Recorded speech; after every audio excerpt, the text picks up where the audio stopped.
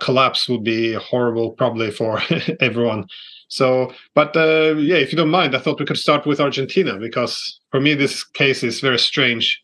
A hard time making sense of it. Obviously, Argentina has a lot of problem with inflation and other economic problems, so I can understand the appetite for radical reforms. But the election of Javier Milei is very radical, I think, even radical for Friedrich Hayek and Milton Friedman. So how do you interpret this? Why has Argentina had so many economic problems to begin with, and what do you make of his solutions? Are they accurate solution to this problem? The story of Argentina goes back 2 centuries. This is a very complicated place that has added more zeros to the price level than any other country in the world. Its next door neighbor, Brazil, comes in second. So Argentina, in the course of its 2 centuries of independence, has done everything you can do to money, period. It's had new currencies, old currencies, depreciated currencies, hyperinflations repeatedly, defaults repeatedly. So it's kind of a mystery at some fundamental level why such a well-resourced country, many educated people, a country that was one of the richest in the world a century ago, has been in so much tumult. And when I was studying economics 50 years ago, as I began my freshman year at university, the great economic historian of the day in Harvard University was a man named Simon Kuznets, who invented to a substantial extent the national income accounts, the GDP and the other parts of the national income accounts, and he won the Nobel Prize for it. But he, maybe apocryphally, but the story was that he opened his course each year saying there are 4 types of countries. There are the developed economies, there are the developing economies, there is Japan, and there is Argentina. Now, what that meant was, at the time, Japan was the miracle economy. We would say that maybe about China now. And Argentina already, this was 50 years ago, was the country constantly in crisis. So one of the things about crisis is that if you have had repeated financial crises, you are prone to having more of them, because everybody is always on guard to get out of the national currency before it loses all value. So Argentina is a country of macroeconomists. The taxi drivers are macroeconomists, the storekeepers are macroeconomists. They all have dollars and pesos. They're always ready. They're looking every moment. Will there be a political crisis? Will our currency lose value? And you end up with a lot of self-fulfilling catastrophes. A self-fulfilling catastrophe is when something bad happens because something bad is expected to happen. And if the currency is expected to lose value, then people flee the currency and drive down its value, thereby confirming the fear. And in certain circumstances, with fragile economies, and Argentina is the most classic case, that fear becomes self-confirming on an ongoing basis. And I can tell you a story. I was trying to help not the previous finance minister, but the finance minister just before him, a man named Martin Guzman, a professional, a very decent man. And he was battling an inflation rate of 40 or 50% per year. And Argentina had a large debt, but actually not, I shouldn't even say that. It had a relatively small debt, but since nobody trusts Argentina, no one would lend it new money. So as the old debt was coming due, a government would normally borrow new money to pay off the old money and keep the debt level pretty much the same. But Argentina has no friends, nobody trusts it. So as the Argentine debt was coming due, everyone wanted to be repaid, thank you, no more loans. So I was trying to help since part of my work over the last 40 years has been in economic emergencies, and I helped them negotiate arrangements with their bank creditors, and I helped them negotiate arrangements with the International Monetary Fund. And I said, oh God, this is tough. Nobody believes in Argentina, least of all the Argentines. So after these agreements were reached, I flew to Buenos Aires and I met in a large room with Argentina's PUBAs, the powers and shakers. And I said, your situation is not as bad as you think. Your debt is actually not so high. Your need for the central bank to print money is actually not so high. It's just that nobody trusts you. So if we could regain trust, believe me, your balance sheet is actually better than the US government. It's just that in the US, everybody uses the dollar, so you can run big budget deficits. But Argentina's budget deficit was smaller than the US, and Argentina's inflation soared because everyone was always ready to run out of the peso. Okay, so I said, just rebuild trust. I felt pretty good. Compelling speech, showed the data, showed that the US is worse at a fundamental level than Argentina. Flew home, and within days, the finance minister basically resigned because his own political party more or less disowned him after he had gotten these agreements. Oh my God, okay, he's gone. Inflation soars again. And so all that handiwork of saying, there's a way to get out of this, be careful, evaporated, and the inflation eventually rose to more than 100% per year, which is pretty high, although I've dealt with countries in thousands of percent per year. But it was sufficiently high that the Argentines said in this election, we don't want to hear anything about any standard politician. We want something completely new. And the incoming president promised something completely new, specifically to adopt the dollar. And it's probably not going to happen because quickly they backtrack. We don't even have dollars. We can't tie our future to a currency in which we have no reserves. We couldn't back the banking system and so forth. I've not spoken with the new government, although I know the incoming finance minister quite well. I plan to speak with them. The long and the short of it is this is just chronic crisis. So I wouldn't draw too much about general facts from Argentina because basically almost any time between 1823 and 2023, you could have found the country in crisis. And I've dealt with already in my career with a number of presidents of Argentina. And they don't have the internal political capacity to overcome this yet. So all of this is to say, Argentina, endlessly fascinating, a little bit bizarre. Hopefully they'll get out of it this time. What's interesting now geopolitically is that the outgoing government had joined the BRICS. And that is a good thing.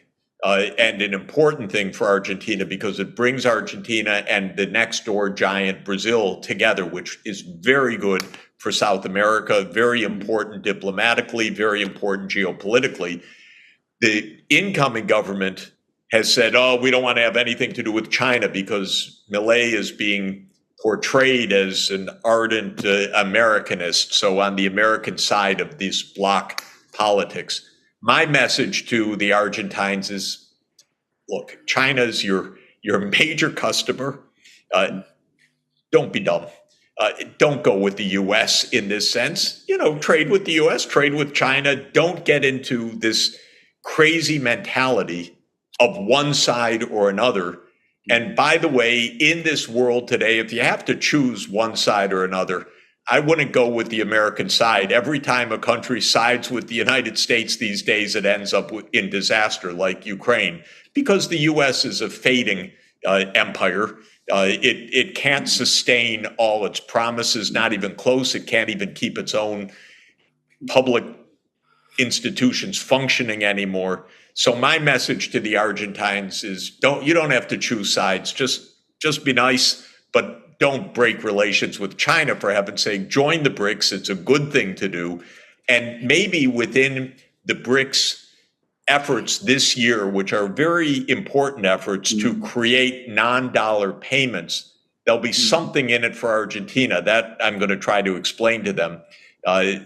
There really is some good news for Argentina in the fact that it won't just be the dollar in the world, that there will be alternative payments, and Argentina shouldn't close itself off from what's going to be an important new force in international monetary economics.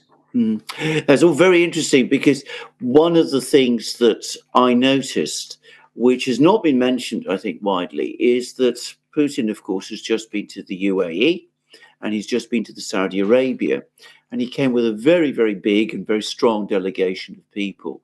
And I noticed that one of the people who was there was, of course, Nabulina, who is the central bank chair. And both Saudi Arabia, I didn't realize she was on the trip, but that is a very interesting part. It was interesting because I don't think it was announced, but there was a list of, you saw the picture of all the people in Riyadh, and they were all shaking hands. And one of the people who was there and who shook the hands was none other than Nabulina. So she was there. And of course, Saudi Arabia and the UAE are both joining the BRICS in a few weeks. So is Iran. The Iranian president has just been to Moscow. He's had discussions there with Putin. There's just been this announcement of this free trade agreement. And then at the same time, Putin gave this speech at an investment forum run by VTB. And a disproportionate amount of that discussion was about the financial architecture. He was saying that, in fact, that seemed to be the most important thing, that, you need to get the financial architecture right domestically in order to move forward. But he was also talking about the new financial architecture. And he said some very interesting things about how the existing financial architecture, which is Western-based, is becoming outdated and obsolescent, also in a technological sense. So you have Nabulina there in all of these meetings, and she's presumably talking about all of these matters. She seems to be very interested in them. And she's talking with the big oil producers. And Iran is also a big oil producer. And at the same time, you have all these discussions from Putin about financial systems. And I wonder whether this adds up. Yeah, the trip was absolutely fascinating, incredibly skillful of Putin at this moment. And it reflects actually three major geopolitical points, all, I think, rather ingeniously brought together. One of them is OPEC Plus, of course. OPEC plus Russia constitutes an enormous part of the hydrocarbons market of the world, and they do a lot of important business together in this, in managing the oil and gas market. So that's one part of the trip. Another part of the trip is clearly regional, which is the integration of Russia with Central Asia, with the Arabian Peninsula, with the Middle East more generally. And you look at the map, and between Russia, China, Central Asia, Arabia, this is building, and of course, India is a member of the BRICS. This is really building most of Eurasia into an integrated geopolitical and economic huge part of the world. And so very, very deft in that regard also. A basic principle of economics, a fundamental principle, is neighbors should get along. They trade well with each other. They share ecosystems with each other. And that's the principle that Putin is following because Iran is a neighbor. The Middle East is a neighbor. This is very smart. And then the third dimension, in addition to the oil and the neighborhood, is, of course, the BRICS. And the BRICS started out as the five: Brazil, Russia, India, China, and South Africa. it had already reached an output level measured at what we call purchasing power prices or at international prices larger than the G7. That is geopolitically and economically notable. But now the five are being joined by six more, presumably. Argentina, that's the new addition in South America. Egypt and Ethiopia in Africa, and Saudi Arabia, the Emirates, and Iran in the Middle East region.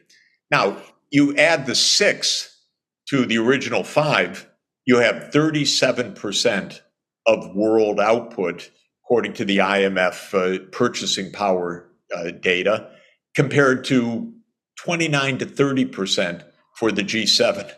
This is a different world, and this is really powerful. And what the BRICS are discussing this year in particular is exactly this financial architecture.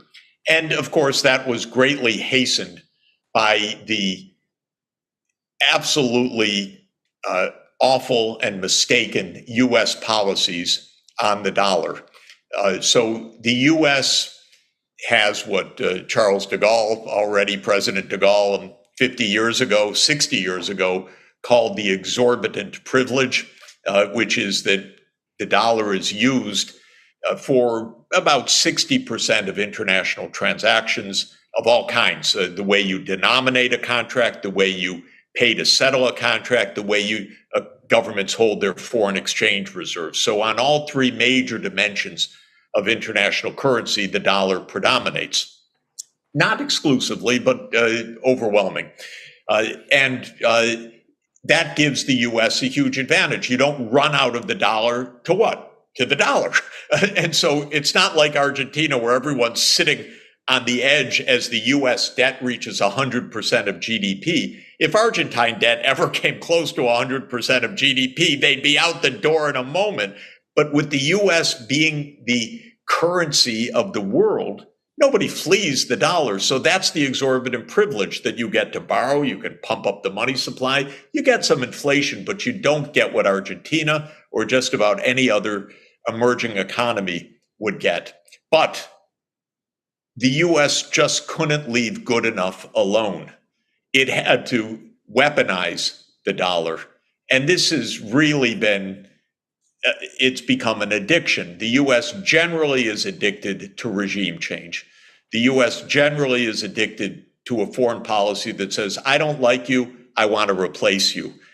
Send in the CIA or send in an army, but we get to choose who your government is. Now, this is absolutely disastrous foreign policy, in my view, completely against the UN Charter, completely against international law, but that's the core. And the U.S. figured out 10 or 15 years ago that it could use the dollar as a foreign policy weapon. And the main way that it uses it is in a very crude way, which is to say, one day, your dollars are now our dollars, thank you. Your dollars literally means you have accounts in U.S. banks or U.S. controlled banks. That's what a dollar is in effect, M2 definition of a dollar. So you're holding dollar accounts in institutions that we control. And what the U.S. has come to do increasingly frequently is freeze the money of other countries, of their central banks, no less, of their state enterprises. And the United States did this with Venezuela. Absolutely absurd, but one day Trump and his minions got the idea that they will declare who's the real president of Venezuela, not the actual president of Venezuela, but they named someone from the Venezuelan parliament as president and said, okay, that guy's president. That actually lasted for a few years. And you could see the power of the United States. It's like the emperor with no clothes. About 40 countries said, now Mr. Guaido is president, not Mr. Maduro, who's actually president. So you could see a measure of the U.S. influence that other countries would follow this nonsense. But in the process, they said, Mr. Maduro's no longer president because we said so, and he no longer has access to the foreign exchange reserves of the country. We give that to this other one.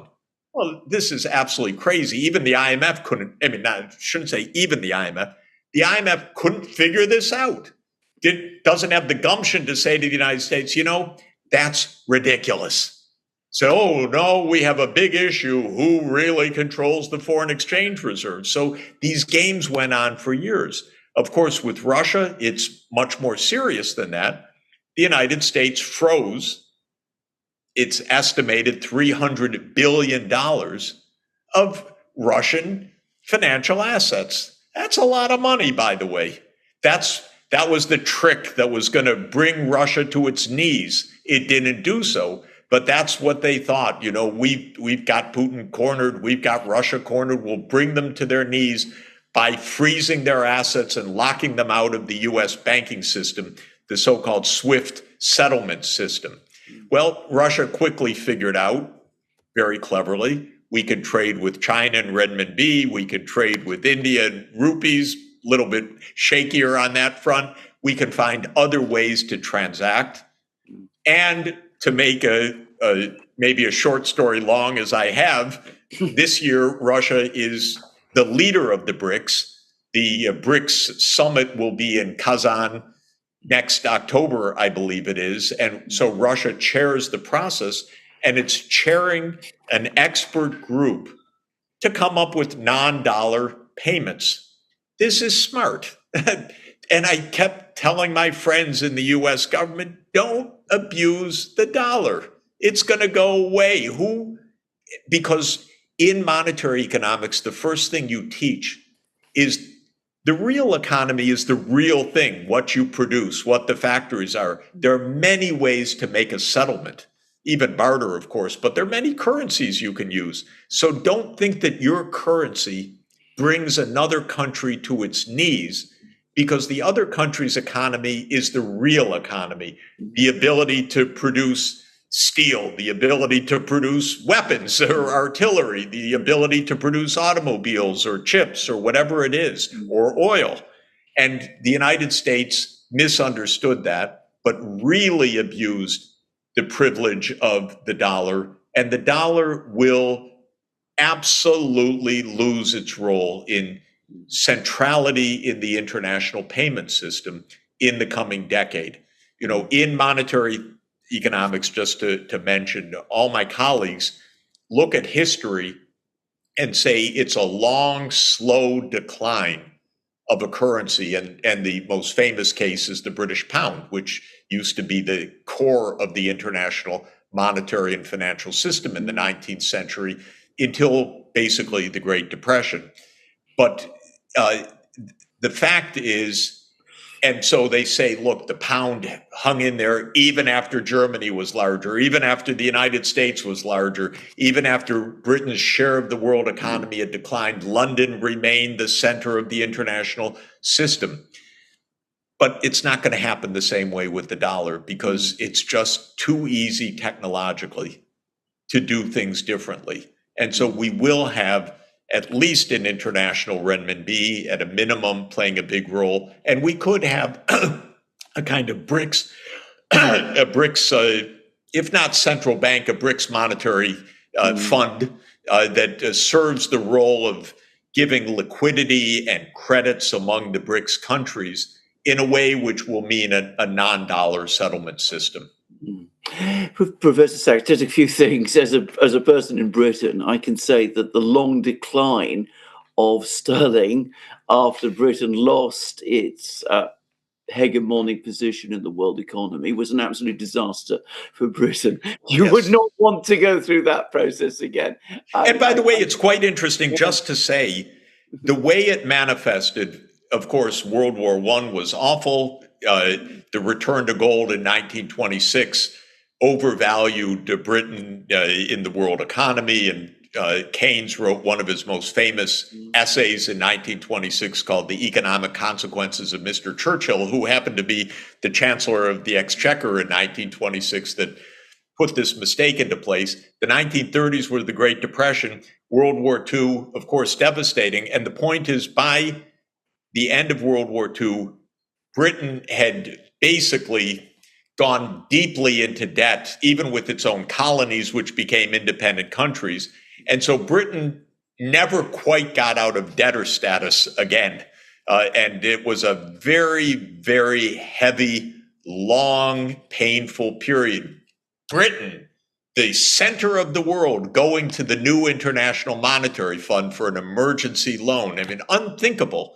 But, the United States, can you imagine going to the IMF for a loan? It's not impossible. This is exactly what you're referring to. Absolutely. I remember it. I was in London, of course, when it happened. I can remember the Chancellor turning back at the airport. He had to rush off to Washington to raise funds. And, of course, the fact that we had this currency, which was still an international currency, was doing immense damage to the British domestic economy, which I think people don't understand. So in some ways, it might actually be better for the United States, I would have thought, to go through it quickly than have it, drawn out in the way that it was with Britain. I'm not, by the way, saying that's going to happen, and I'm not making those points. But anyway, that's what I wanted to say. If it's a long process, it's a long agony. It's not based on the British experience. So, we will have non-dollar payments in the BRICS. That's clearly high on the mind, not only of President Putin, obviously, but also President Lula, who every day asks, and he's the chair of the G20 this year, as well as being a BRICS member, why are we dealing with Russia in dollars, for heaven's sake? And he's very sensible, very logical, and we will move to new payments arrangements, and they will do just fine, thank you. That will be the real lesson. What you were describing, Well, what are you describing, though, is usually hegemon in decline, and one of the key issues then, of course, will be when you have a hegemon which is secure in itself, usually it can facilitate a liberal economic system. The problem often in a hegemon in decline will often push towards a resumption to more or less mercantilism, or more of this using its administrative power of the international economy as a weapon, which you pointed out quite nicely. But I was curious about what would be the main challenges and opportunities with this new construct, because often I guess BRICS and all is almost presented as a block with this very Cold War mentality. But obviously the members of BRICS, bring from China, India, or now with Saudi Arabia, Iran, they don't, their main objective would be to solve cooperation between each other, not target an external adversary. Of course, if they can make it work together, that would diminish the reliance on the US.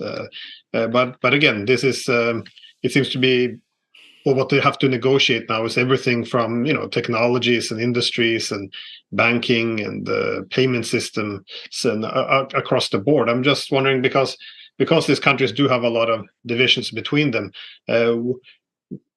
What do you see as the main challenges? Because many people assume that BRICS, for example, would have their own pursued a common currency. But I was recently speaking to the Indian ambassador, and he was pointing, no, that's not going to happen with us. But we will look for other, for example, payment systems in order for diversify the currencies we use. But I guess my point is that, well, what BRICS is forming is something different than what the US facilitated, because under the US system, everything was very centralized. Everything, the key technologies, the industries, the currency, the banks, everything is US centric. But BRICS is something much more decentralized. I was just wondering, how do you see this thing moving forward, and what would be the challenges? The US did aim to build a global world, a globally interconnected world, but on the presumption that the US would always be at the center of it and the dominant power of it. But it meant that the US was ready at a lot of times to take some responsibility and to pay some costs and to take some what was true leadership. Open the markets for other countries before those other countries would open the markets to US goods, or actively share technologies, or inventing foreign aid, which was an anti-Soviet move, but it was real money given to other countries, which is not a usual behavior in the world. And the U.S. had the concept of so-called trade rounds to reduce trade barriers, and then eventually to create WTO, which was a U.S. initiative, and so on. Now, the presumption of all of this was that an interconnected world would be good, and the U.S. would sit on top of it. I won't say it's a miscalculation, I would say the naivete of that view was, yeah, other countries are going to come along, and the US, being 4.1% of the world population, has no right to presume that it is the hegemon that gets to determine everything else. And lo and behold comes China with a population 4 times larger, more than 4 times larger, and extraordinarily skillful governance and really remarkable quality of planning and governance and good judgment with the reforms ushered in by Deng Xiaoping starting in 1978. The US didn't see it coming, but China grew at around 10% per year. That means you double every 7 years in aggregate size of the economy. That's fast. You do that for 35 years, that's 5 doublings. That's 2 times 2 times 2 times 2 times 2. That's 32-time increase of the size of the economy. That's what China achieved. Suddenly, China's bigger than the United States, again, measured in international prices. Now, this is an incredible affront to the Americans. Not to me. I think it's great. You know, China is catching up. That's wonderful. That's what economics is supposed to be all about. Is it a loss for the United States? Not in any real way at all. None of China's gains is a loss for the United States. None of it. It just expands world markets. We have more productivity. We have new technology. We're able to buy a lot of goods, and my iPhone made in China and so forth at low cost. It's good, but it's an affront to a mindset that says we run the show. And so starting 10 years ago, the United States got it in its head that we got to stop this.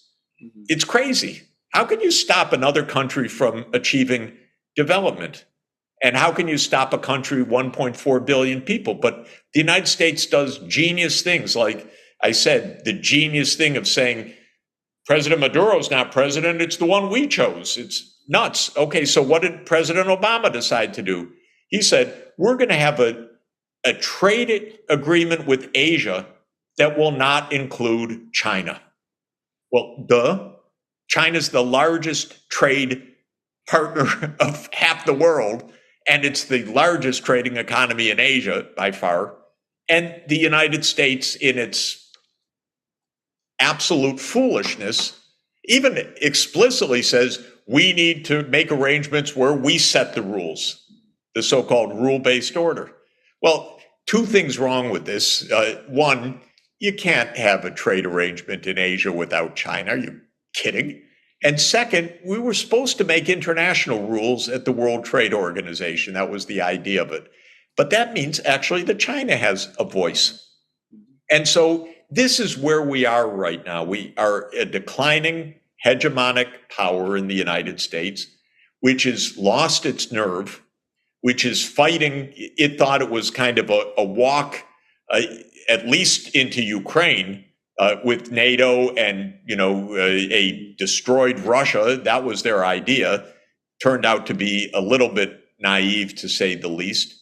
An ascendant China, a BRICS group larger than the U.S.-backed G7 group, and there is no hegemon anymore. But the U.S. fights a rear guard on this, and the mentality is unbelievably weird and out of date. Okay, Biden lives in the past, literally, maybe even more than we've realized, but in any event, all his tropes, which you guys talk about and I talk about, of the indispensable nation and U.S. leadership, well, those are so outdated that they were even funny in the 1990s, but kind of believable because the Soviet Union had disappeared suddenly in December 1991.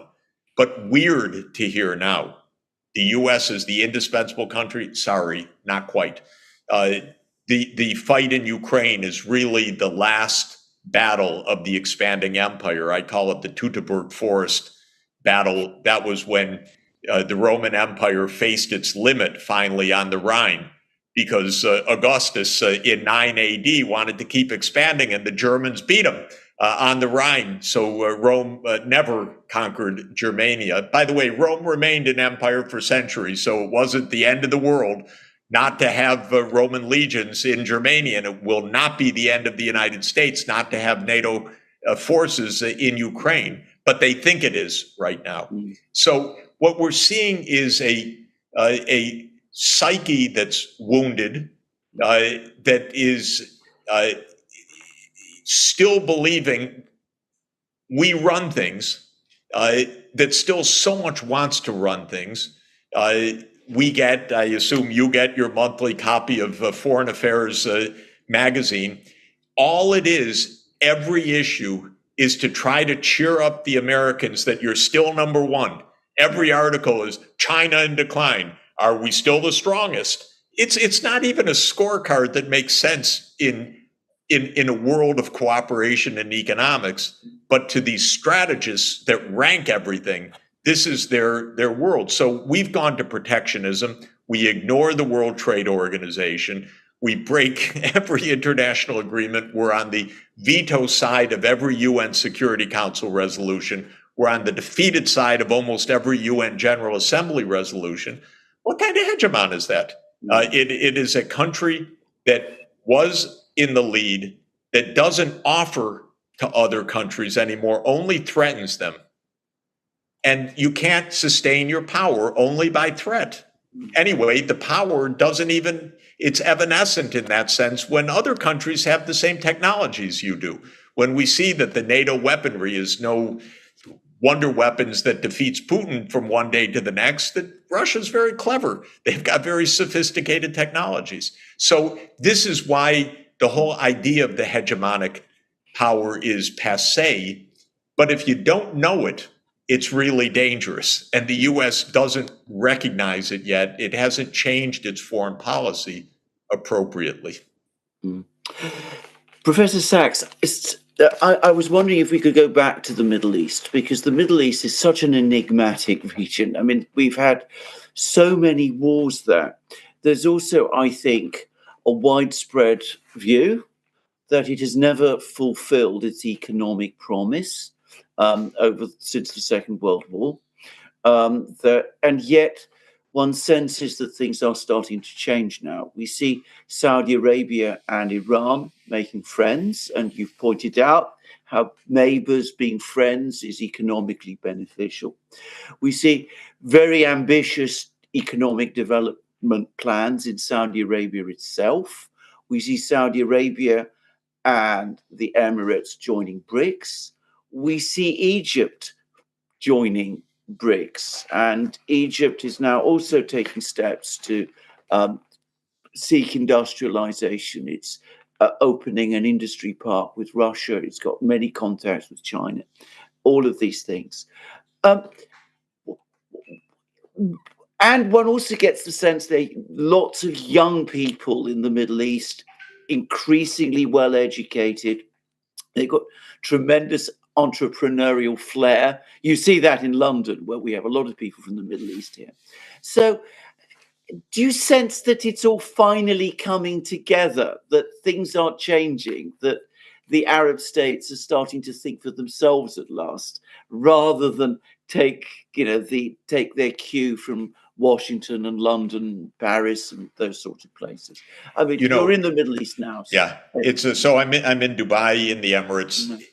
It is, I think it's fair to say, an extraordinarily complex region. It is fair to say it really has been an extraordinarily complex region for as long as we have history, because and it's the place where history was invented, after all. I think Herodotus is the Histories, which tells the war of the Persians versus the Greeks, gives us a flavor of things that went on for a very long time afterwards. So the Middle East is in the middle. It's in the middle of lots of different cultures, the Turkish world, the Arab world, the African world, the Western world, which became the imperial powers centuries ago, the Russian world. So it's an extremely complex region. It's, of course, in the world of the three great monotheistic religions, Judaism, Christianity, and Islam. It is divided between the oil haves and the oil have-nots. It is the region probably that was, in a way, it's a little strange to say, but I'm going to say it, kind of the epicenter of European imperialism. Of course, Europe imperialized Africa, it imperialized India, Southeast Asia, but the Middle East was viewed so strategically. The Suez Canal, Britain's transport link to the jewel of the British Empire to India. And then in the 20th century, when Churchill converted the British Navy from coal to oil, suddenly the oil of the Middle East was strategically absolutely central, and it has basically remained almost that way until very, very recently. So you add it all up, it's been, what's said about the Versailles Treaty, that it was the peace to end all peace. It created so many more wars. But one thing it did was put Britain and France, after 1919, into the center of imperialism for another grand war, after which the United States became the great Western imperial power. It created Israel, which has been the source of repeated war and endless turmoil, starting it as a British project in the British Mandate after World War I. So to say that they've turned the corner on conflict would be premature, because this is a region not only with internal divisions, but with so much mischief coming from the outside. And we have the American fleet, in the Persian Gulf again, in the Eastern Mediterranean again.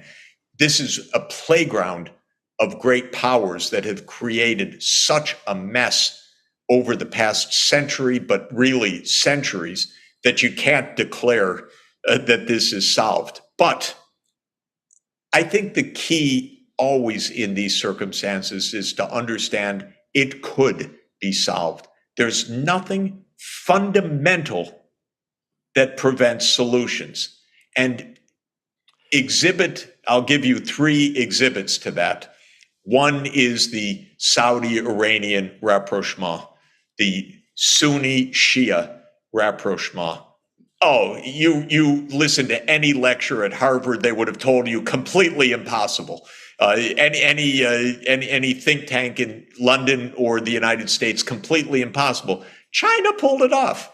Because what was impossible? To my mind, I recently went from Tehran to Riyadh. The problems are so shared. I wanted them to work together. At the time, it was impossible, but now it's possible. So this is one point of showing how this resolution can occur. Today, or I think it was yesterday, but the news today, who shows up in Greece? Erdogan. Erdogan goes to meet his Greek counterpart. Wonderful. The Greeks and the Turks have been at each other's necks basically since the Greek War of Independence that you know very well, of the 1820s. And Erdogan shows up. Phenomenal. I love Greece. I love Turkey. I love going to both. And I think the rapprochement, if it is that, would be phenomenally smart for both countries and both centers of civilization. After all, there's such an amazing fit. And I was going to give a third point. Now, this is actually absolutely crucial because we have an ongoing genocide taking place in Gaza right now.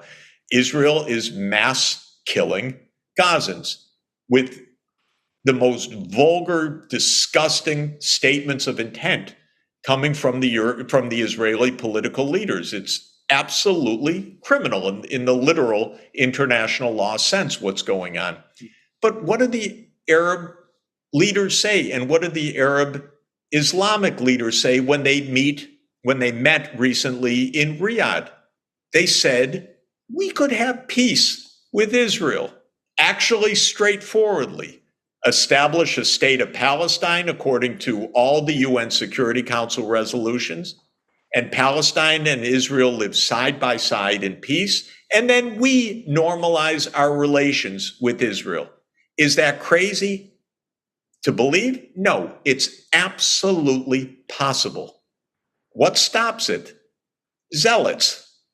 On the Israeli side, the zealots who are well represented in this terrible right-wing government of Netanyahu that believe in what they call Greater Israel, which means no Palestinian state nearby, in Palestinian land, by the way, despite resolutions of the UN Security Council that go back to Resolution 242 in 1967. So you really could have Israel in peace. You could have the region in peace between the Sunnis and the Shias, between Turkey and Greece. The West could actually behave itself for the first time in a century and not be so mischievous in the region. And you could actually see this region as a region with of course, as you say, tremendous talent, young people, gobs of money, because they have the largest sovereign wealth funds, and the Saudis are trying to build cutting-edge technologies, the largest solar fields in the world. They want to shift out of hydrocarbons if there's a way to do it peacefully, cooperatively. And so we have all the reason to help make this work. But remember, the United States absolutely did so much damage to this by taking Arab nationalism and considering it the great threat and aiming to break it. Nasser could have been a partner with the world and with the West in modernization going back to the 1950s. The United States had the idea in its hegemonic worldview that any legitimate, popular government that is not under our thumb is a potential partner of the Soviet Union. So we can only abide by puppet regimes. This was the real mentality. So Nasser becomes an enemy. They made him an enemy. And this broke Arab nationalism. And it was a goal of the United States, divide et impera, divide and conquer, learn from the British very well. And it prevented this region from getting together. And so you ask, could it? Of course it could. Should it? My God, no question. We're not far from it. But instead, we're in a horrific war. And the United States playing, as always, not just the spoiler, by the way, but the complete enabler.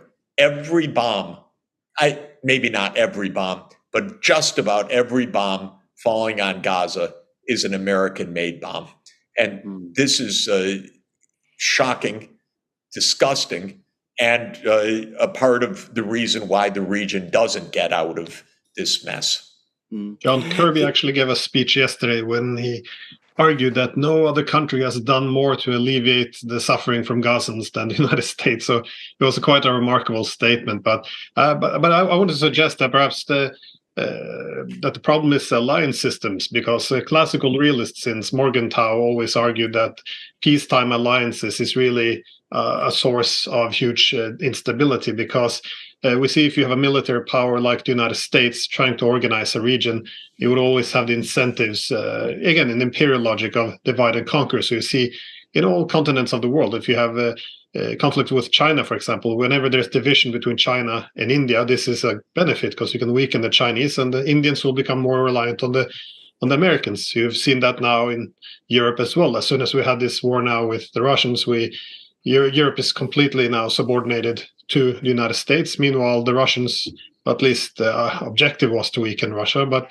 we also see the same logic in the Middle East, of course. The more conflict you have between the Arabs and the Iranians, the more loyal the Arabs will be to America, and the more you can weaken the Iranians. But with the Chinese, given that they're not really a military power in the same sense, and they don't have any peacetime alliances, formal alliances, there seems to be more of a different systemic incentives from pursuing economic connectivity, because when the Chinese enter the Arab states, they're very careful also to reach out to the Iranians. So doing the exact opposite, make sure you don't pit them against each other, because then China would have to choose. And I thought the same now with Putin going down to Middle East. He goes to Saudi Arabia, UAE, and at the same time, he books an appointment with the Iranian president to come to Moscow just to make sure, we're not forming alliances here. Like we don't want to choose one and the cost will be to alienate the other. So would you contrast this economic connectivity of organizing a region versus the militarized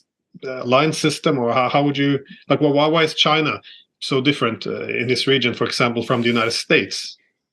So, there are maybe four theories of international relations that are debated, or we in the West debate three, but I'm going to add a fourth. So our dear friend John Mearsheimer, who's really a wonderful person and a great political scientist, has the theory that he calls offensive realism, which is that states compete. It's a dangerous world out there. Everybody senses danger. It's a fight for survival, and therefore you're constantly pushing against the others, and you're constantly yearning for hegemony, because being the hegemon is the only safe place in the world, after all. So you're always greatly endangered. And that's a world of conflict. And John Mearsheimer's most famous book is called The Tragedy of Great Power Politics. And he says it's a tragedy. And I say, John, you can't write a book that just ends in tragedy. You have to give a solution. And he says, Jeff, it's a tragedy. And I say, no, you can't accept a tragedy, because especially in a nuclear age, we can't accept that. We're going to blow ourselves to smithereens on your theory. Jeff, it's a tragedy. Okay, that's my ongoing debate with my dear friend John Mearsheimer.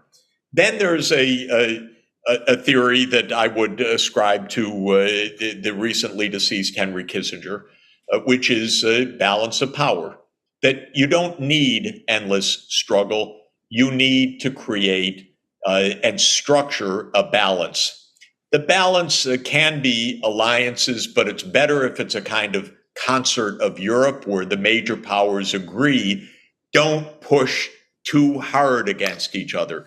And this is why Kissinger was wisely, among the big poobahs of foreign policy against NATO enlargement to Ukraine. Actually, I would say all experienced diplomats was a bunch of foolish politicians like Biden and others that pushed for it. But Kissinger says, don't rock the boat, make a concert of big powers. And of course, his model was the concert of Europe after the defeat of Napoleon in 1815, and the structuring together of a system in Europe in which the major powers preserved the peace under Metternich and then later under Bismarck. There were some skirmishes in Europe, more than skirmishes, German reunification, Italian reunification, the Crimean War, which was an imperialist war by Britain and France against Russia. But by and large, the 19th century didn't have a world war between the Napoleonic Wars and World War I. So that was the balance of power theory that Kissinger tried to put into play.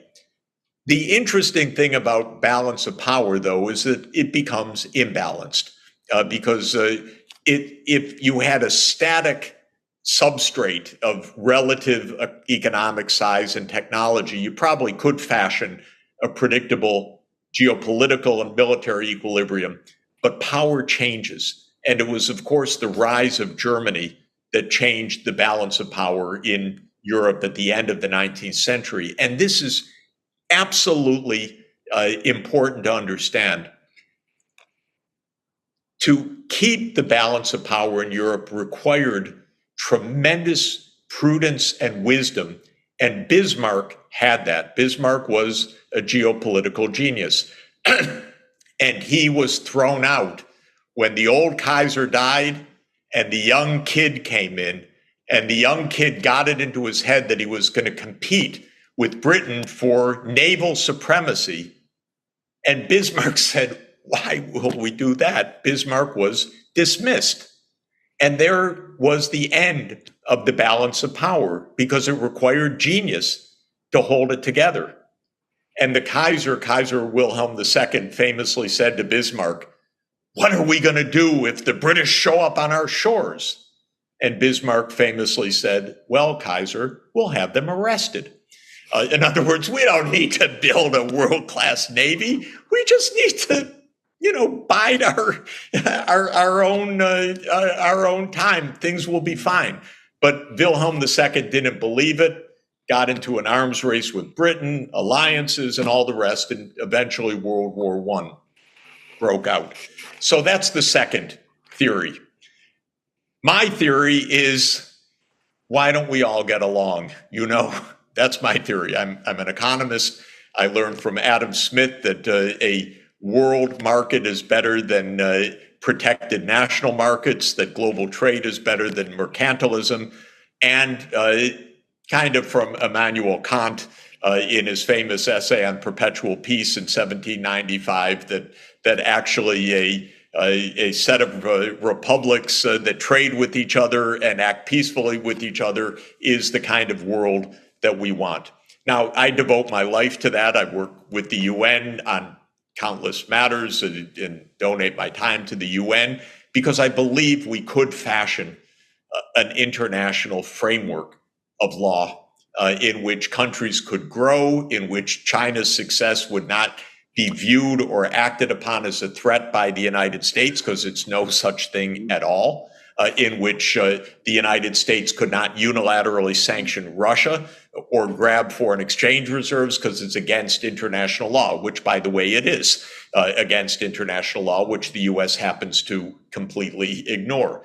So my theory is that cooperation is so important that we could actually find our way to achieve it. It's a long story, but it's not impossible to cooperate. Of course, there are cheaters that try to take advantage of softies and so forth and abuse of privileges, but we really could have an international system of law. The United States is the least multilateral country among all major economies. I've just done a study looking at the number of times the US violates international law, basically, and it's the most of any country because it's all unilateralism. That's being, the would-be hegemonic power, not abiding by the views of the rest of the international system. But that's what I would aim for. And I don't think it's naive.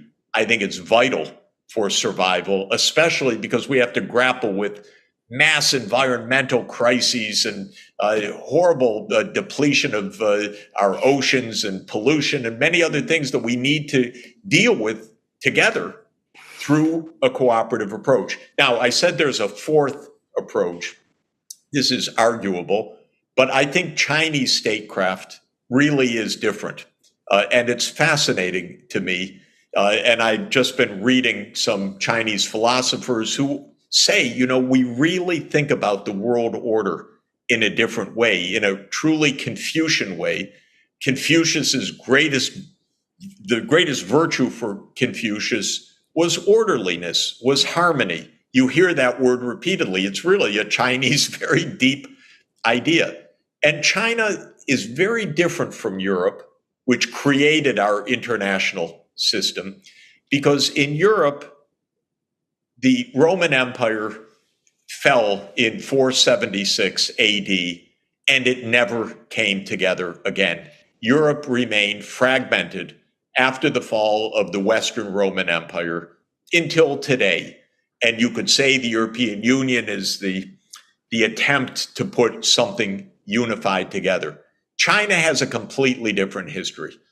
China unified in 221 BC, and by and large, with episodes of breakdown that lasted decades, not centuries, China has remained a unified state.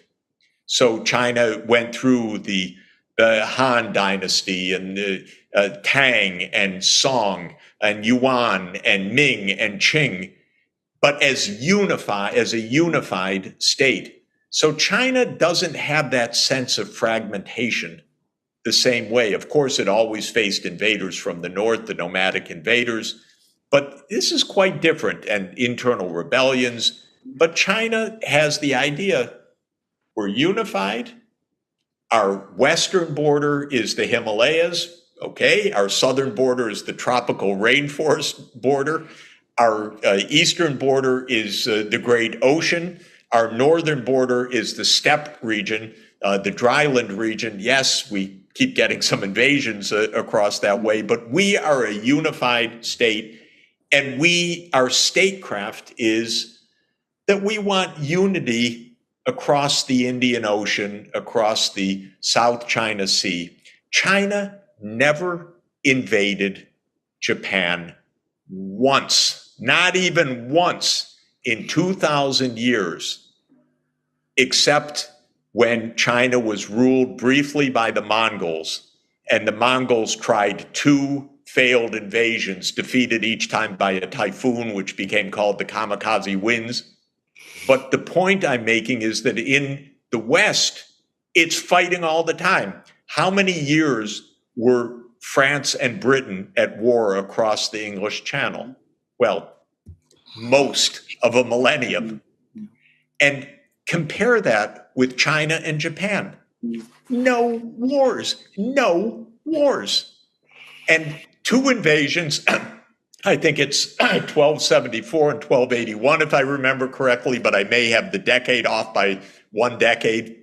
And then at the end of the 16th century, a kind of crazy shogun of Japan decided that he would invade China. He ended up getting defeated in the Korean Peninsula. But other than that, the 2 didn't fight. And here's what's fascinating. At the end of the 19th century, Japan industrialized first. And then Japan, starting after it had its so-called Meiji Restoration in 1868, it went into hypercharged industrialization, absolutely remarkable. And all subsequent East Asian miracles really follow the Meiji Restoration model. But without digressing, at the end of the 19th century, Japan was the single industrial power of Asia, and Japan literally self-consciously said, okay, we have joined the European club. Now we can be an imperial power. So Japan launches the Sino-Japanese War, or the Japanese-Sino War of 1895. That's when it gains control of Taiwan as a colony and its first control over the Korean Peninsula, which would come a little bit later as a full colony. And the Chinese are dumbfounded by this. The top diplomats of the Japanese and the Chinese were friends. And the Chinese actually plaintively look at the Japanese saying, what are you doing? You know, the Europeans are coming to attack us, and you're behaving like them. And the Japanese say, oh, so sorry. Yes, we are Japanese, but now we're part of their club. And so the Japanese become European imperialists, European style imperialists, I should say, just to be clear. And the Chinese never became that in their history. China never made overseas transoceanic empires. You could argue, okay, it expanded its landmass up to the steppe region, up to the Himalayas, down to the tropical rainforest, to the East Coast. But basically, beyond that, it never tried to conquer overseas colonies. It never had them. So the argument of this fourth approach is that China really thinks differently about geopolitics. John Mearsheimer, our dear friend, would say, no, no, no, no, no. This is structural. China will become like the United States. It will compete for hegemonic status. But look at what China says every day. If you go to the Chinese Foreign Ministry website, almost every week there's some brilliant, ingenious report, including about American hegemony, including about China's development initiative, its global strategic initiative, its global civilizations initiative, and so forth. China says no hegemony. We don't want hegemony. We want harmony. We want to live under the UN Charter. And the United States says, oh, that's, they want to take us over. And China says, no, no, we don't want that. We just want harmony. We can't imagine another country behaving in a non-European imperial way. But I think it's actually true, unless we so damn provoke China into terrible behavior. China absolutely, in my opinion, wants cooperation, and we should meet it there and cooperate in that way. I mean, I'm not a China expert at all, but I used to read a lot of Chinese philosophy and some literature, and I agree. One of the interesting things about Chinese literature and Chinese painting, in which, by the way, I have a great fondness for Chinese painting, is that depictions of war are absent from it. It's all about harmony, and it is all about peace. It's one of the things that attracts me to it. Yeah, this is so true. What a great observation. I've never made it or heard it, but it's absolutely true. You don't see war pictures and conquest pictures. I just was in Chinese museums recently, and it's absolutely correct what you say. And I never thought about it, but it's absolutely true. If I can just go back to the Middle East, because, of course, this is a part of the... I'm glad you brought in Greece, by the way, because, of course, Greece is not just close to the Middle East, but for much of our history, in a kind of a sense, we were part of the Middle East. So it's a region which we have a certain... We feel about it differently than I think other Europeans do. And one of the things I would say about the Middle East is there's never been any developed system of international relations in the Middle East, and there's been many wars and fights and battles going back, centuries, well into the Middle Ages. The reality is, underlying all of that, all of these various communities in the Middle East, Greeks, Arabs, Turks, Iranians, Druze, Shia, Sunni, we all nonetheless somehow managed, and to a great extent still manage, despite everything, to get along with each other. We always somehow manage to coexist. At least that was the case until the Europeans came. And that's why in the Middle East, everybody is still there, or at least was there. So, of course, you had the Assyrians.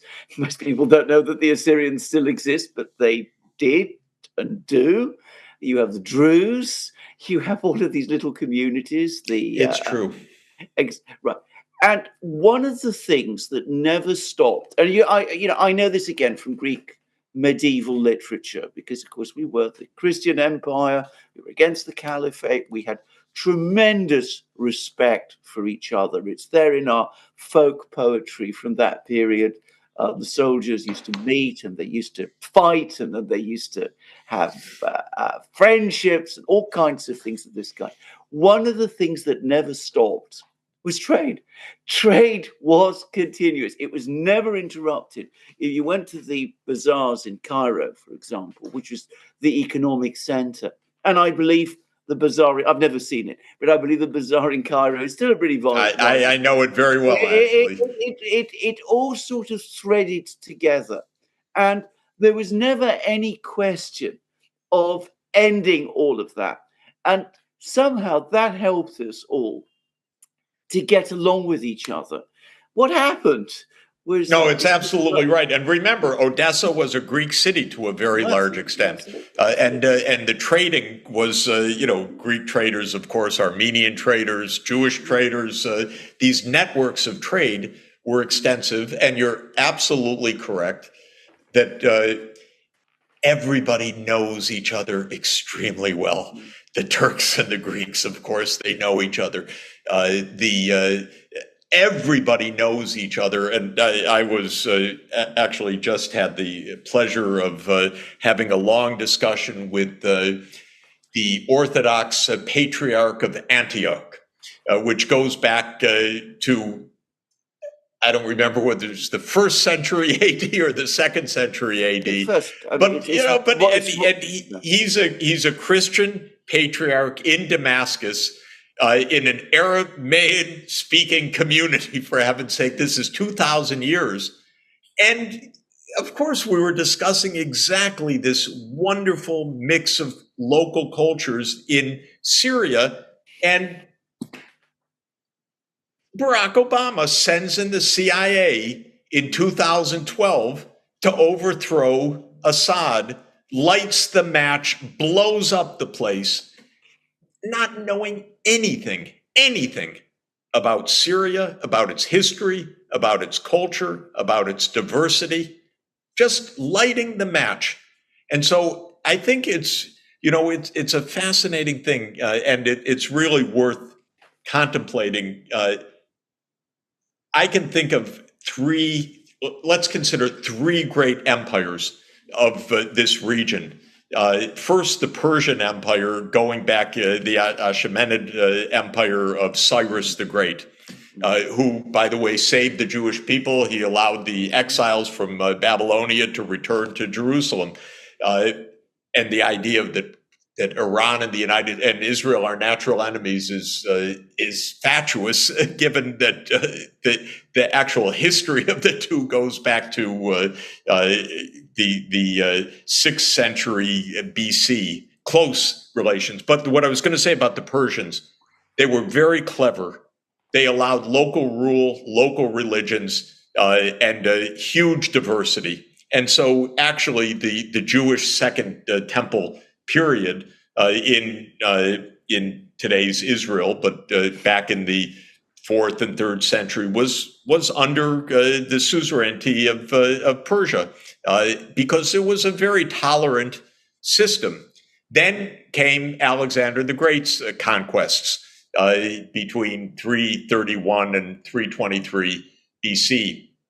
And of course, he reached India, created the Hellenistic empires.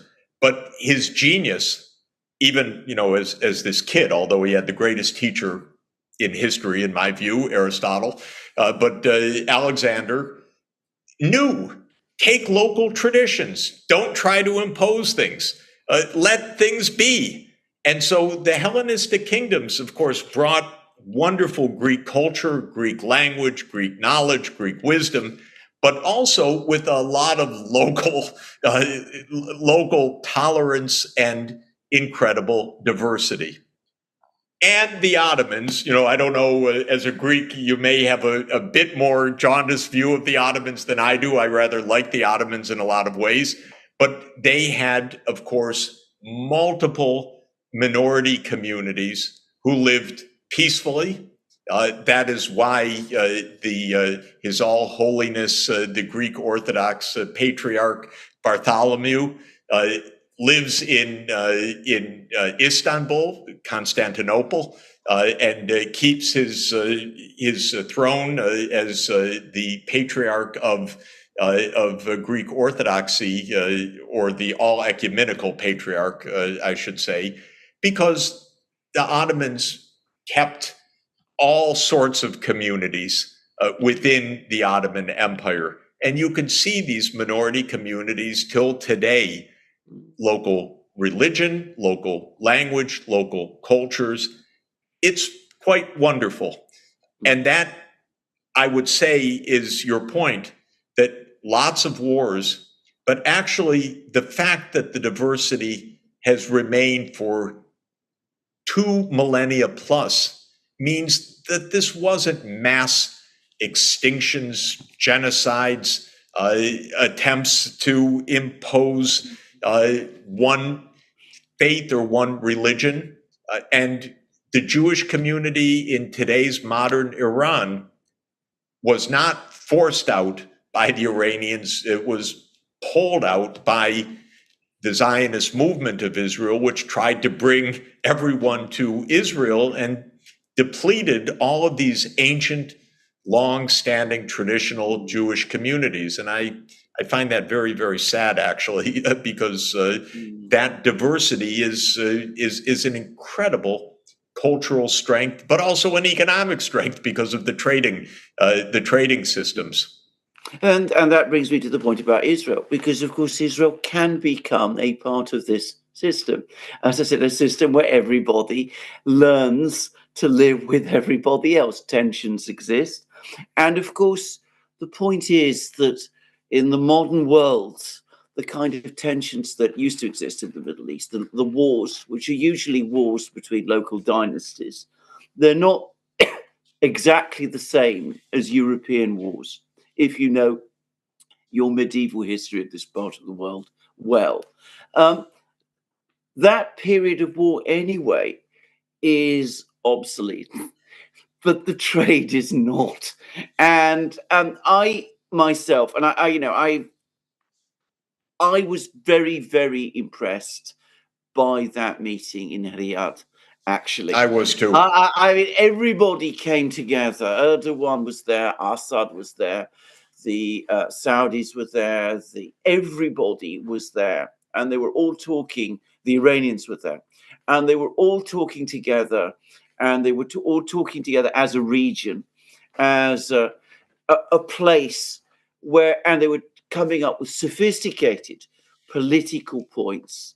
And I have to say, I felt that this does provide a real opening and a future, both for a political settlement of this crisis, which in my opinion is the ultimate crisis behind all the others in the Middle East, and also for the potential economic and social development of this region. If they can all come together and work together, and they're almost just about there doing it, then all of these synergies that do exist in the Middle East can finally start coming together, and then we could start to think of the Middle East in a completely different way. It is absolutely the case. And the utter tragedy of what's happening right now, beyond the human disaster that Israel is causing, is that there is a clear path to peace. No question about it. The Israeli line, which I've heard for more than 50 years, there's no one to talk to on the other side, is such BS. There's no other way to put it, because the other side keeps saying, we want peace, we want normal relations, but you have to respect the fact that there are the Palestinian people who have political rights that need to be observed. It's really as simple as that. And when you look at this, and it is the terrible frustration. What's stopping that in Israel? What's stopping that is two different groups. one that happens to be in power right now, but there really is a group of zealots who believe, as a matter of theology, that all the land is promised to the Jews, and it's in the book of Joshua, and this is ours, no matter who happens to be there. And it's a completely unacceptable view, an extraordinarily dangerous one. It is not the majority view in Israel, but it is a powerful view. And the way Israeli politics works, which is to give added weight to small groups that tip the balance to majorities in multi-party coalitions, they have a loud voice. And some of these people, like Smotrich in the cabinet, who's the finance minister, are vulgar and destroying Israel because of their a kind of genocidal intent, actually. So that's one group. The other group says, no, for security, we dare not risk making peace. And the stupid thing that they did, of course, but it was very premeditated, and it played games with the first group and won their support politically, was the settlements process after the 1967 war, when the secularists said, we don't trust Palestinians to have a state, so we're going to put Israeli settlements in Palestinian territory. And this was, to the famous expression back in 1970, was to put facts on the ground. And now there are more than 400,000 Israeli settlers in the West Bank, and there are another 200 to 250,000 in East Jerusalem. And it's facts that have made peace so much harder to achieve. But the main point, from my point of view, is these settlements are illegal. They have been declared illegal repeatedly by the Security Council. And so I want the Security Council to vote a two-state solution along the 4th of June, 1967 borders, like it is declared for more than 50 years, and get on with peace. And Israel would find that it has plenty of neighbors to do business with, to have peaceful relations with, to have tourism with, and every other thing. But they need to stop the zealots who don't see this way, and they need to have some self-understanding that the other side has been talking about peace for decades. Israelis haven't wanted to hear it, and the United States has basically, unconditionally backed Israel until today. Let's be clear, whatever Blinken and others are saying about protecting civilians is a total sham, because it's American bombs dropping on Gaza every day right now. So this is not Americans protecting anything. They know perfectly well what they're doing. And that brings us back to the US side and also to Britain and the European imperial side. There is something about the evangelical religious view that has said we can control these things. And it's a little less tolerant. The fundamentalist evangelical Christian view in the United States, which is probably the most pro-Zionist part of American politics, at least alongside the Jewish community.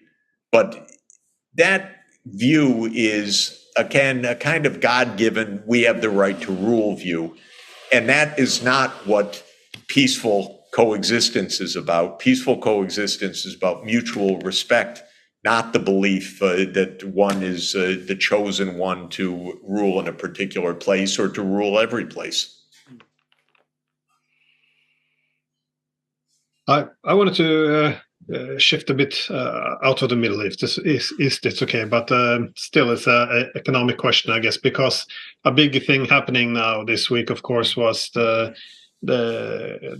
Chinese meeting with the EU. I think this was the first time they really met since the pandemic, and it kind of had the same issues where we, because you spoke previously about the mindset in the United States, but it's a similar challenge now in Europe, I feel, because globalization is turning out very differently than many of the EU leaders suggested. It was supposed to be one which was Western-centric, and of course now the key challenge or concern, I guess, from Brussels would be that the Europeans are becoming very dependent on China, but China not so much dependent on Europe. So this asymmetry is something that's spooking, I think, the Europeans. So the key language you now hear from the EU would be de-risking, decoupling.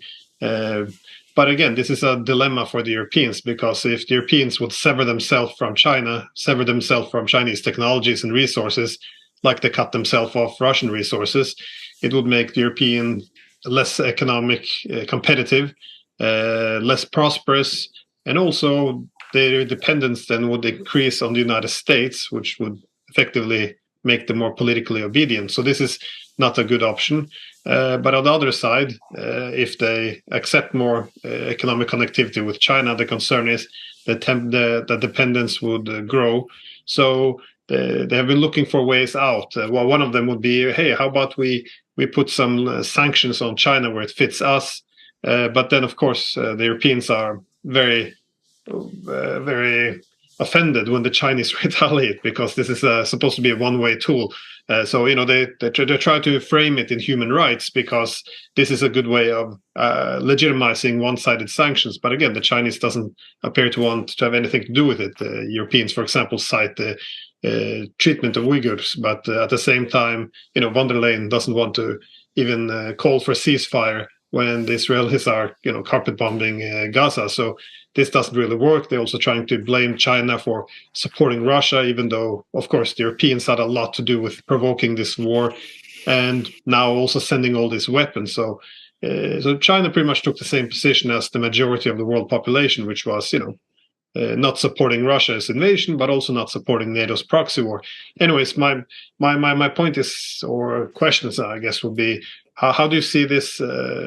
How would Europe overcome this dilemma of, not wanting to become too dependent on China? Because, for example, to look at the electric car market, that the Europeans simply can't compete with the Chinese. If the Chinese cars are coming here, electric cars especially, then there's no room for the European market, because on a high quality, low cost Chinese cars versus the lower quality, higher priced European ones, the Europe would deindustrialize simply because Europe's no longer competitive. But again, going against the Chinese is also not a great solution. So, what would your advice be to the Europeans? Ideally, that would have become before this meeting. Yeah, first, I don't think Europe or the United States can ever again talk about human rights the way they do. This claim Xinjiang is a genocide, which was absurd, completely fatuous to begin with, just a debating point or talking point. And then when a real genocide's taking place, they don't do anything. It's right before our eyes. Mass slaughter, mass killings, mass ethnic cleansing, and they suck their thumbs. They don't do anything. So all of these arguments that have been used are phony geopolitical narrative arguments. They're games. They're not real. And some people may think they're making real arguments, but they should understand that the governments are making phony arguments. And I took this on with the US State Department when it talked about a genocide in Xinjiang without providing even one paragraph of backup, by the way. It's just games.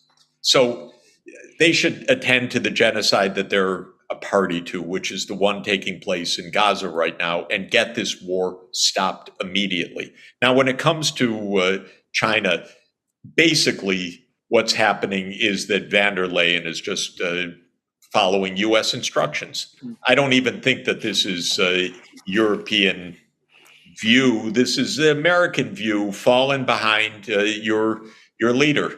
And I blame Europe for constantly falling in behind the United States, because it's falling further and further behind by doing so.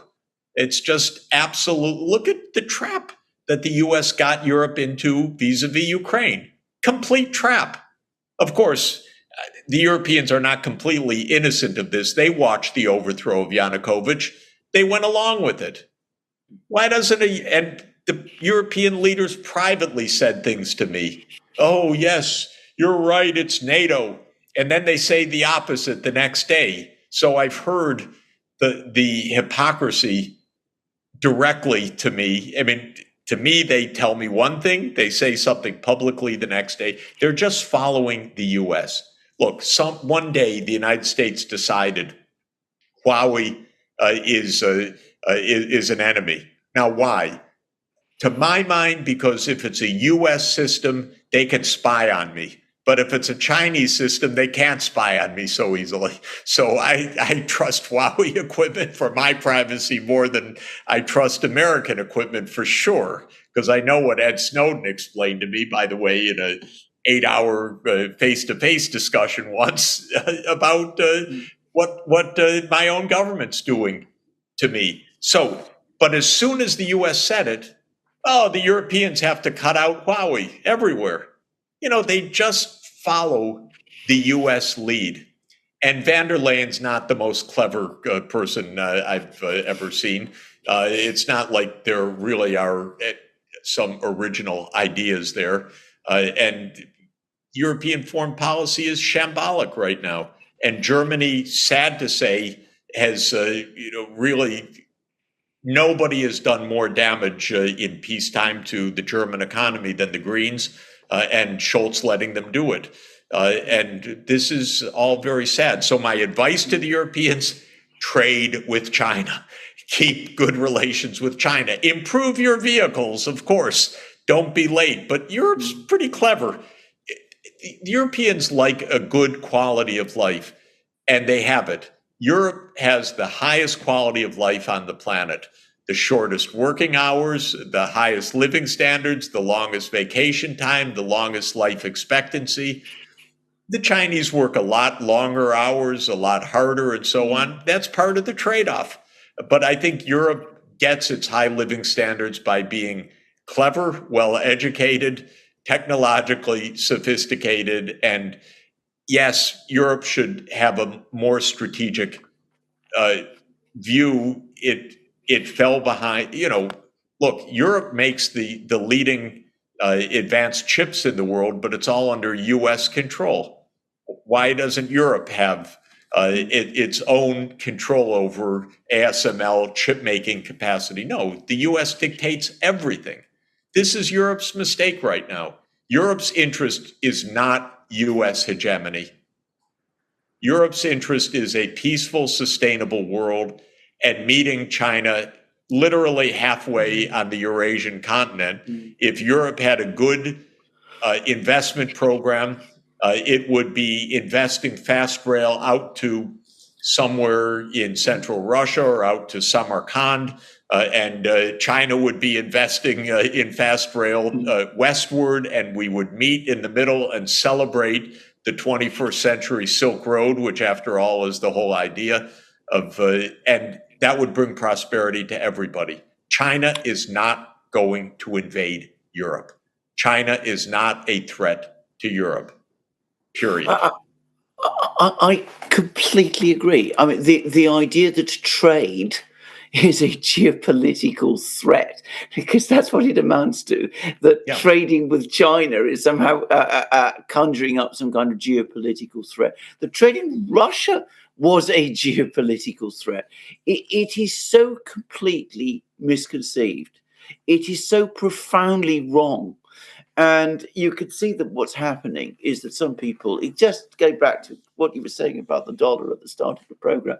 Some people want to use these trade instruments as geopolitical instruments themselves. By the way, this is exactly Jake Sullivan's sophomoric idea. And it's sophomoric in the sense that you would expect to read it in a sophomore essay, but they're actually putting it into policy in the US that we need to weaponize trade, we need to weaponize the dollar, he wrote about this in the campaign in 2020. I thought it was a lousy article. I couldn't imagine it would become actual American policy. But the thing that I could never imagine is that the Europeans would stop thinking like they have and just follow along with the US. And this is really the big mistake. Yeah. Professor Sachs, we've had you for, it's been an absolutely phenomenal program. We've talked about China and the Middle East and Europe. But I think because we've pivoted back to Eurasia, perhaps I'm going to suggest that we finish. Perhaps, Glenn, you've got something to say about Eurasia, because this is something that you've been studying and following very closely. You just met Professor Sachs talked about the Chinese and the Europeans building their railway lines and meeting. Well, why could we not do that? Isn't that exactly what was offered? And wouldn't it have been a great thing if it had happened? And wasn't that what Putin was advising and saying we should do? And isn't that essentially what Xi Jinping is telling us the Europeans to do? So over to you, Glenn. No, I don't really have any much more to add, but I was thinking the same, that it seems a lot of our policies in this greater Eurasian space from the Atlantic to the Pacific is very contradictory, because we're always very worried that China's going to be this central power which everyone will be dependent on, but at the same time we're sanctioning the Russians, so the Russians become more reliant on China.